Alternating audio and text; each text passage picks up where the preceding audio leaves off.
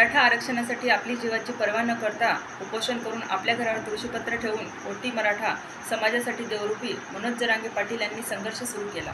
कोटीच्या संख्येने मराठा बांधव मनोज जरांगे पाटील यांच्यासोबत राहून मराठ्यांची एकजूट करून मराठ्यांचा संघर्ष योद्धा झाले। छत्रपती शिवाजी महाराजांनी स्वराज्य स्थापन केले तर मनोज जरांगे पाटील यांनी मराठा आरक्षण दिले असल्याने आमचे दैवतच मनोज जरांगे पाटील झाले आहे। त्यामुळे मी आज संक्रांतीनिमित्त महिलांना मनोज जरांगे पाटील यांची प्रतिमा भेट म्हणून वानात दिलेली आहे। एक मराठा लाख मराठा।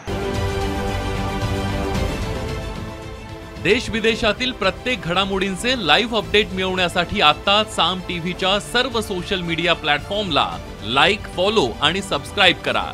तसंच सर्व नोटिफिकेशनसाठी बेल आयकॉन प्रेस करायला विसरू नका।